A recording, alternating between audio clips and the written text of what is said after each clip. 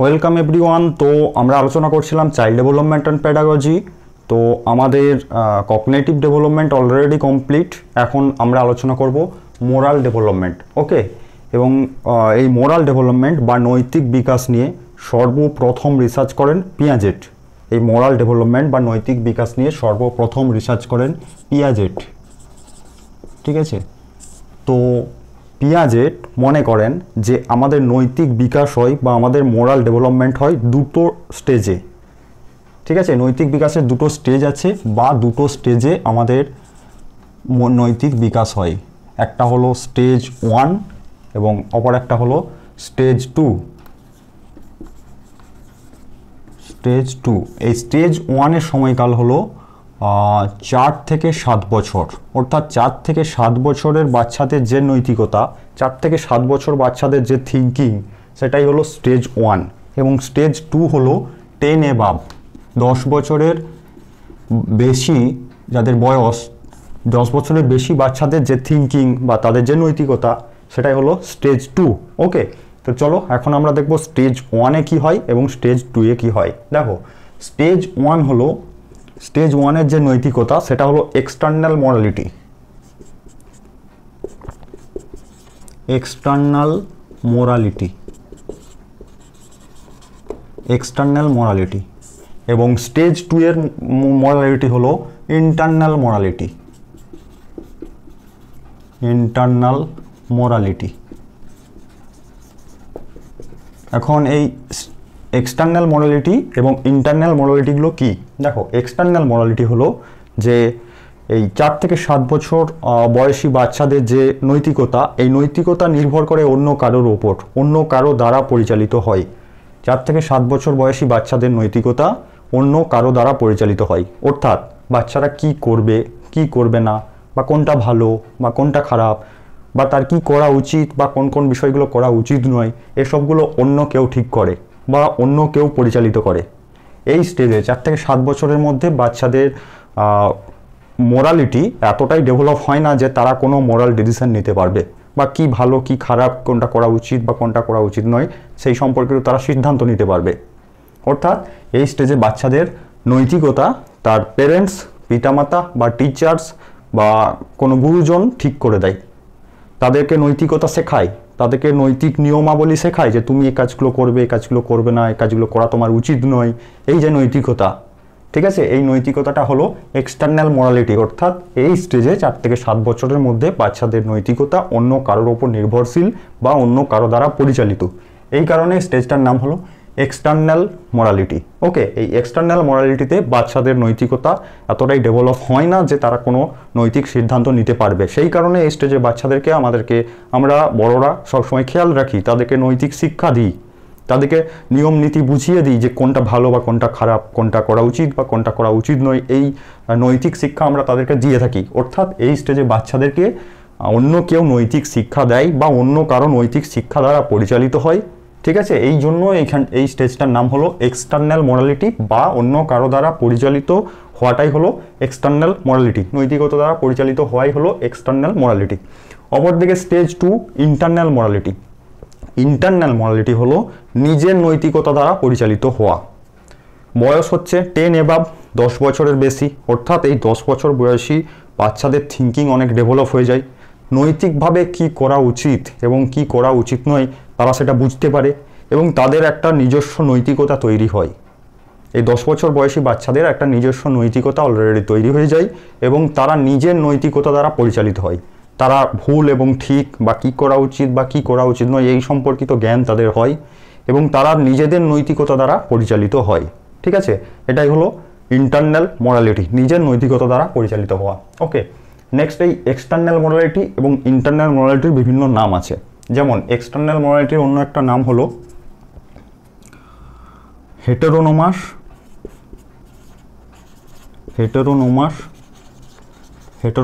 Morality. হেটেরোনোমাস morality, বা এটার আরেকটা নাম আছে যেটা হলো মোরাল রিয়েলিজম। Moral realism. তো হেটেরোনোমাস মোরালিটি এবং মোরাল রিয়েলিজম একই জিনিস। অপরদিকে স্টেজ 2 যার ইন্টারনাল মোরালিটির অপর নাম হলো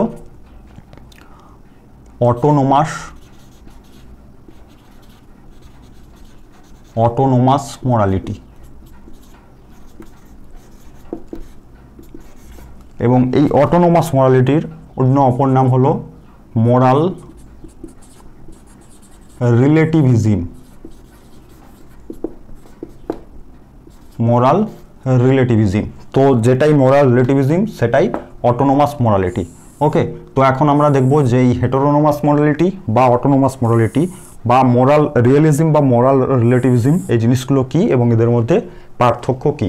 দেখো, হেটেরোনোমাস মোরালিটি হলো যে বাচ্চারা মনে করে এই স্টেজে 4 থেকে 7 বছর বাচ্চাদের থিঙ্কিং এরকম বা তাদের মোরালিটি এরকম যে তারা মনে করে রুলস আর ফিক্সড, নিয়ম অপরিবর্তনীয়। রুলস আর ফিক্সড, নিয়মকে পরিবর্তন করা যায় না, যেটা নিয়ম সেটা নিয়মই। Rules can not be changeable, নিয়মকে আমরা কোনোভাবেই পরিবর্তন করতে পারবো না, যেটা নিয়ম সেটাই নিয়ম।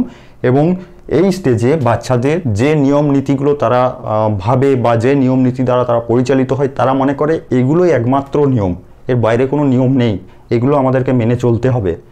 এই নিয়মগুলো কোনো হায়ার অথরিটি বানিয়েছে, ঠিক আছে? যেমন ধরো গড বানিয়েছে, ভগবান বানিয়েছে, ভগবান এসব নিয়মগুলো বানিয়েছে, তো আমাদেরকে এই নিয়মগুলোই মেনে চলতে হবে, এর বাইরে কোনো নিয়ম নেই।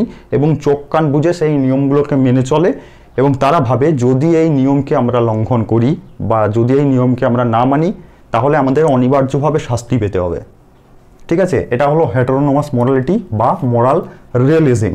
ওকে, দেখো আমি এক্সাম্পল দিচ্ছি। এই হেটেরোনোমাস মোরালিটির এক্সাম্পল হলো একটা এই স্টেজের বাচ্চা, 4 থেকে 7 বছরের বাচ্চা, সে ক্লাসরুমে কোনো কিছু একটা করতে গিয়ে, ক্লাসরুমের মধ্যে কোনো কিছু একটা করতে গিয়ে একটা ফুলদানি হয়তো অ্যাক্সিডেন্টলি পড়ে গিয়ে ফুলদানিটা ভেঙে গেল।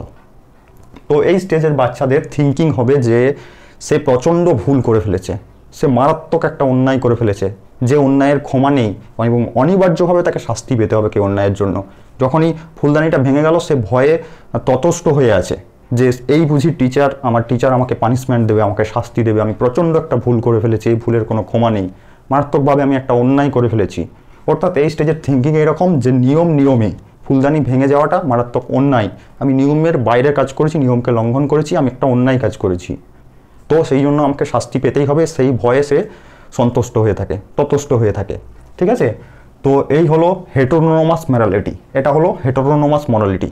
বাস্তবিক ক্ষেত্রে দেখবে যে এই 4 থেকে 7 বছর বয়সী বাচ্চাদের থিঙ্কিং এরকম হয় যে ধরো আমরা ফল খাচ্ছি, তো ফল খেতে খেতে, মানে আমাদের ব্যক্তিগত জীবনের কথা বলছি, এই স্টেজে 4 থেকে 7 বছরের মধ্যে আমরা যখন ফল খেতে খেতে কোনো একটা ফলের বীজকে ফলের সাথে খেয়ে ফেলি, তখন আমরা প্রচণ্ড ভয় পেয়ে যাই। এই যে এই ফলের বীজ খাওয়াটা তো ঠিক নয়, কারণ এই ফলের বীজ খেলে আমাদের পেটে গাছ বেরিয়ে যাবে, এই ভয় পেয়ে থাকি। কারণ কি, যে আমরা ভাবি যে রুলস সেটা অপরিবর্তনীয়, রুলসকে কখনো এভাবে চেঞ্জ করা যাবে না, সেটা কোনো হায়ার অথরিটি বানিয়েছে, সেটা ভগবান বানিয়েছে, তো সেই রুলসকে আমরা যদি চেঞ্জ করি অনিবার্যভাবে তার ফল আমাদেরকে ভুগতে হবে, তার ফল পেতে হবে, শাস্তি পেতে হবে আমাদেরকে। তাই আমরা ওই ফলের বীজ খাওয়ার পর অত্যন্ত ভয় পেয়ে যাই। অর্থাৎ এই স্টেজের বাচ্চাদের থিঙ্কিং এরকম, 4 থেকে 7 বছর বাচ্চাদের থিঙ্কিং এরকম। এবং তুমি আরেকটা জিনিস দেখে থাকবে যে বাচ্চারা ধরো একটা কথা প্রচলিত আছে যে মাথায় ঠুকে গেলে নাকি সিং বেরিয়ে যায়, মাথায় সিং বেরায়, যাই হোক। তো এই ধরনের থিঙ্কিং বাচ্চারা করে, বাচ্চারা ভাবে কোনো কারণবশত যদি মাথার সাথে মাথায় ঠোকা যায় তাহলে বাচ্চারা ভাবে অনিবার্যভাবে আমাদের সিং বেরোবে এবং সেই ভয়ে তারা ততস্থ হয়ে থাকে, ঠিক আছে? তো এই ধরনের থিঙ্কিংগুলো হলো হেটেরোনোমাস মোরালিটি। এর অনেক এক্সাম্পল আছে, আমি এক্সাম্পলগুলো এই কারণেই দিচ্ছি যে এই টাইপের এক্সাম্পল তুলে পরীক্ষাতে কোশ্চেন আসে, এরকম প্রচুর এক্সাম্পল আছে, প্রিভিয়াস ইয়ারের কোশ্চেনগুলো দেখলে তোমরা বুঝতে পারবে, ঠিক আছে? যাই হোক, তো এই ধরনের থিঙ্কিং হলো হেটেরোনোমাস মোরালিটি বা মোরাল রিয়েলিজম। বাচ্চারা মনে করে যে রুলস ফিক্সড, রুলকে কোনোভাবেই পরিবর্তন করা যাবে না, যদি করি তার অনিবার্যভাবে আমাকে শাস্তি পেতে হবে। এই কারণে এই স্টেজের বাচ্চারা নিয়মের বাইরে যেতে চায় না, বা তাকে যে নিয়ম শেখানো হয়েছে বা যে নিয়ম বলা হয়েছে সে সেই নিয়ম মতোই চলতে চায়, সে কোনো অন্যায় কাজ করতে চায় না। এবং যদি সে ভুলবশত সে করেও ফেলে, সে তার জন্য প্রচণ্ড ভয় পেয়ে যায়, ঠিক আছে? এটাই হলো হেটেরোনোমাস মোরালিটি। এবং নেক্সট হলো অটোনোমাস মোরালিটি, স্টেজ 2, 10 বছরের বাচ্চাদের মধ্যে যে থিঙ্কিং বা যে মোরালিটি, সেটা হলো অটোনোমাস মোরালিটি। অর্থাৎ অটোনোমাস মোরালিটি মানে বাচ্চারা বুঝতে পারে যে আমাদের যেসব নিয়ম আছে এই নিয়মগুলো কোনো ভগবান প্রদত্ত নয়, কোনো হায়ার অথরিটি বানায়নি, এগুলো বানিয়েছি আমরা, মানুষই বানিয়েছে, এবং এই নিয়মগুলোকে চাইলে পরিবর্তন করা যায়। ঠিক আছে, এই বোধটা তাদের মধ্যে আসে, এই মোরালিটিটা তাদের মধ্যে আসে, তারা বুঝতে পারে যে নিয়ম আমরাই তৈরি করেছি, চাইলে নিয়মকে পরিবর্তন করতে পারি। এবং এই স্টেজে লক্ষ্য করা যায় যে ভালো কোনো কাজ করার জন্য নিয়মকে আমরা পরিবর্তন করতে পারি। যদি আমরা কোনো নিয়মকে পরিবর্তন করে কোনো একটা কাজ করি এবং সেই কাজটা যদি কোনো ভালো কাজ হয়, তাহলে আমরা কোনো অন্যায় করব না। নিয়মকে পরিবর্তন করে আমরা অন্যায় করব না, অর্থাৎ ভালো কাজের জন্য আমরা নিয়মকে পরিবর্তন করতে পারি, এবং যদি করি ভালো কাজের জন্য নিয়মকে লঙ্ঘন করি, তাহলে সেটা কোনো অন্যায় হবে না। ঠিক আছে, এই অটোনোমাস মোরালিটির কিছু ভালো দিক আছে এবং কিছু খারাপ দিক আছে। দেখো, অটোনোমাস মোরালিটির জন্য আমাদের মধ্যে সহানুভূতি বোধের জন্ম হয়। ঠিক আছে, এই স্টেজের বাচ্চারা বুঝতে পারে যে নিয়ম ফিক্সড নয়, বা নিয়মকে চেঞ্জ করলে কিছু হবে না, বা নিয়মকে চেঞ্জ করে যদি আমি কোনো ভালো কাজ করি তাহলে সেটা অন্যায় নয়। ঠিক আছে, যেমন ধরো একটা বাচ্চা যে স্কুলেতে খাতা বা পেন আনতে ভুল হয়ে গেছে, তার খাতা বা পেন সে আনতেতে ভুলে গেছে, তো দেখবে অন্য একজন বাচ্চা যে তাকে খাতা বা পেন দিয়ে সাহায্য করছে, যে তুমি আমার পেনটা নিয়ে লেখো বা তুমি আমার খাতাটা নাও। কিন্তু এই ধরনের থিঙ্কিং এই স্টেজ 4-এর মধ্যে, স্টেজ 1-এর মধ্যে 4 থেকে 7 বছরের মধ্যে দেখা যায় না, কারণ এদের কাছে এই স্টেজেতে, স্টেজ 1-এতে বাচ্চাদের থিঙ্কিং এরকম যে তুমি ভুল করেছো, তার জন্য তোমাকে পানিশমেন্ট পেতে হবে। কিন্তু স্টেজ 2-এর বাচ্চাদের মধ্যে সহানুভূতির জন্ম হয় এই অটোনোমাস মোরালিটির জন্য বা মোরাল রিলেটিভিজমের জন্য। মোরাল রিলেটিভিজম হলো সিচুয়েশন অনুযায়ী নিয়মকে পরিবর্তন করা। এই যে বললাম যে তুমি পেন আনতে ভুলে গেছো, তো তুমি আমার পেনটা নাও। ঠিক আছে, অর্থাৎ সহানুভূতিবোধের জন্ম হচ্ছে। এবং রিলেটিভিজম হলো যে সিচুয়েশন অনুযায়ী নিয়মকে পরিবর্তন করা। আমরাই নিয়মকে বানাই। যেমন ধরো কতগুলো বাচ্চা একসাথে খেলছে, খেলাধুলা করছে, তো তাদের মধ্যে কোনো একজন তাদের সহপাঠী যে তার শারীরিক অসুস্থতার কারণে বা শারীরিক কোনো কারণে সে তাদের খেলাতে অংশগ্রহণ করতে পারছে না, বা তাদের খেলাতে অংশগ্রহণ করে ঠিকঠাকভাবে খেলতে পারছে না, তার কোনো একটা অসুবিধা হচ্ছে। তো অন্য বাচ্চারা সেটা ফিল করে কি করলো, ওই বাচ্চাটিকে খুশি করার জন্য সে যাতে তাদের সাথে ঠিকঠাকভাবে খেলতে পারে, তাদের খেলাতে পার্টিসিপেট করতে পারে, সেই জন্য তাদের খেলার নিয়মকে কিছু পরিবর্তন করলো, যাতে করে ওই বাচ্চাটা খুশি হয় বা তাদের সাথে ঠিকঠাকভাবে খেলতে পারে বা পার্টিসিপেট করতে পারে। এই ধরনের যে সহানুভূতি বোধ, এটাই হলো মোরাল রিলেটিভিজম, অর্থাৎ সিচুয়েশন অনুযায়ী নিয়মকে বদলানো, নিয়মকে পরিবর্তন করা। ওকে, তোমরা আরও দেখে থাকবে যে এই হেটেরোনোমাস মোরালিটি এবং অটোনোমাস মোরালিটির পার্থক্য হলো, বা এই স্টেজ 1 এবং স্টেজ 2 এর থিঙ্কিংয়ের মধ্যে পার্থক্য হলো যে স্টেজ 1-এর বাচ্চারা কখনোই দেখবে তার ভাই বোনদের সাথে চকলেট ভাগ করে খেতে চায় না, পছন্দ করে না। কারণ কি? কারণ তাদের থিঙ্কিং এরকম, তাদের মোরালিটি এরকম যে তুমিও 5টা চকলেট ভাগ পেয়েছো, আমিও 5টা চকলেট ভাগ পেয়েছি, নিয়ম ফিক্সড, আমি আমার ভাগ থেকে তোমাকে চকলেট দেবো না। কিন্তু স্টেজ 2-এর মধ্যে বাচ্চারা বুঝতে পারে যে তাদের মোরালিটি এরকম যে আমি যদি আমার ভাইকে চকলেট দিই তো কিছু হবে না, কারণ নিয়মটা আমরাই তৈরি করেছি, কিছু হবে না। তো স্টেজ 2-এর বাচ্চারা এই কারণেই শেয়ার করতে পছন্দ করে, বা চকলেট ভাগ করে নিজের ইচ্ছাতেই চকলেট ভাগ করে খেতে পছন্দ করে। এবং আরও একটা এক্সাম্পল হলো, ধরো আমি দুটো সিচুয়েশনের কথা বলছি। একটা সিচুয়েশন হলো যে ধরো তোমার দুজন দিদি, কোনো একজন দিদি সে অনেকগুলো কাঁচের প্লেট নিয়ে সে কোথাও একটা যাচ্ছিল, তো অ্যাক্সিডেন্টলি কোথাও পা পিছলে সে পড়ে যায়, এবং পড়ে গিয়ে অ্যাক্সিডেন্টলি তার সমস্ত কাঁচের প্লেট ভেঙে যায়।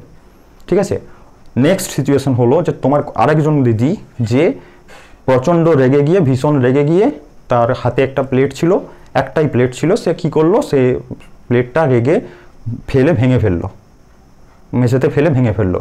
তো তুমি যদি এই স্টেজ 1-এর বাচ্চা এবং স্টেজ 2-এর বাচ্চাকে জিজ্ঞাসা করো যে কার বেশি শাস্তি পাওয়া উচিত বা কে বেশি অন্যায় করেছে, স্টেজ 1-এর বাচ্চা বলবে, তাদের থিঙ্কিং এরকম যে বেশি কাঁচের প্লেট ভেঙে ফেলেছে তার বেশি শাস্তি হওয়া উচিত, বা সে বেশি অন্যায় করেছে। কিন্তু স্টেজ 2-এর বাচ্চা বলবে না, যে ইচ্ছাকৃতভাবে প্লেটটা ভেঙেছে সেই শাস্তি পাওয়া উচিত, সেই বেশি অন্যায় করেছে। তো বাচ্চাদের মধ্যে থিঙ্কিংয়ের এই ধরনের ডিফারেন্স দেখা যায়, বা তাদের মোরালিটির মধ্যে এই স্টেজ 1 এবং স্টেজ 2-এর মধ্যে এই ধরনের ডিফারেন্স দেখা যায়। ওকে, এবং এই অটোনোমাস মোরালিটির জন্য দেখবে যে আমাদের মধ্যে একটা সহানুভূতির জন্ম হয়। ঠিক আছে, আমরা যেমন দেখবে যে ধরো কোথাও ড্রাইভিং করছি, এটা আমাদের মধ্যে এখনো পর্যন্ত দেখা যায়, এই অটোনোমাস মোরালিটি। অর্থাৎ আমরা বুঝি যে নিয়মকে পরিবর্তন করা যায়, এবং নিয়মকে পরিবর্তন করে যদি ভালো কাজ করি তো সেটা কোনো অন্যায় নয়। ধরো আমি ড্রাইভিং করছি, ড্রাইভিং করতে করতে কি হয়, সামনে একটা ধরো কুকুর এসে গেল, তো আমি সাথে সাথে স্টিয়ারিং ঘুরিয়ে পাশের কোনো একটা বাড়ির দেওয়ালে বা কোথাও একটা ধাক্কা মেরে দিলাম, তাতে কি হলো, কুকুরটাকে আমি বাঁচাতে পারলাম। আমি বুঝলাম যে এটা কোনো আমি অন্যায় করিনি, আমার গাড়িটার ক্ষতি হতে পারে বা বাড়িটার ক্ষতি হতে পারে, আমি তার ক্ষতিপূরণ দিতে পারবো, কিন্তু আমি কুকুরটাকে বাঁচাতে পেরেছি। অর্থাৎ আমি রাস্তার বাইরে যেতে পেরেছি, নিয়মের বাইরে যেতে পেরেছি, এবং একজনের ভালো করার জন্য আর এই যে ক্ষতিটা করেছি, এই ক্ষতিটা করা যেতেই পারে, এটা কোনো অন্যায় নয়। তো এই ধরনের থিঙ্কিং হলো অটোনোমাস মরালিটি, এবং আমাদের মধ্যে এখনও এই ধরনের থিঙ্কিং আছে, বা এই ধরনের থিঙ্কিংয়ের জন্য আমাদের সহানুভূতি জন্ম হয়। এবং এই অটোনোমাস মরালিটির কিছু খারাপ দিক আছে। যখন আমরা বুঝে যাই যে নিয়মকে আমরা নিজেরা তৈরি করেছি, বা নিয়মকে পরিবর্তন করা যায়, বা নিয়মকে পরিবর্তন করলে কিছু হবে না, তখন আমরা কি করি, নিজেদের স্বার্থ চরিতার্থের জন্য, নিজেদের ভালোর জন্য, ব্যক্তিগত স্বার্থের জন্য আমরা নিয়মকে ফাঁকি দিই, নিয়মকে লঙ্ঘন করি। নিজের ভালোর জন্য বা নিজের ব্যক্তিগত স্বার্থের জন্য আমরা কি করি, নিয়মকে ফাঁকি দিই। তো এই অটোনোমাস মরালিটি যেমন ভালো দিক আছে, সেরকম খারাপ দিকও আছে। যেমন দেখো, বাচ্চারা জানে যে এই নিয়মকে পরিবর্তন করা অন্যায়, কিন্তু জেনেও সে নিয়মকে পরিবর্তন করে যদি তার মধ্যে কোনো ভালো কাজ সে করে। যেমন তার কোনো একটা সহপাঠী যে অসুস্থতার কারণে হোমওয়ার্ক করে আনতে পারেনি, তো তার হোমওয়ার্ক করে দেয়া বা তাকে হোমওয়ার্ক করতে সাহায্য করা, এসব কাজগুলো তারা করে, এই ধরনের থিঙ্কিং করে, বা এই ধরনের থিঙ্কিং ডেভেলপ হয়, বা এই ধরনের মোরালিটি তাদের মধ্যে ডেভেলপ হয়। ওকে, এই হলো স্টেজ 1 এবং স্টেজ 2 এর পার্থক্য, হেটেরোনোমাস মোরালিটি ভার্সেস অটোনোমাস মোরালিটি, বা মোরাল রিয়েলিজম ভার্সেস মোরাল রিলেটিভিজম। ওকে, তো এই স্টেজ 1 এবং স্টেজ 2 এর মধ্যে একটা পার্থক্য আছে। দেখো, স্টেজ 1 এর বয়সকাল হলো 4 থেকে 7 বছর, এবং স্টেজ 2 এর বয়স হচ্ছে 10 বছরের বেশি। এর মাঝে একটা গ্যাপ আছে, যে সময়টা হলো, দেখো এখানে লাস্ট এজ হচ্ছে 7 বছর, এবং এখানে স্টেজ 2 শুরু হচ্ছে 10 বছর। তো 7 থেকে 10 বছরের মধ্যে এই যে গ্যাপ, এই সময়ের মধ্যে বাচ্চাদের যে থিঙ্কিং, সেই থিঙ্কিংটাকে পিয়াজেট বলেছেন যে এটা হলো ট্রানজিশন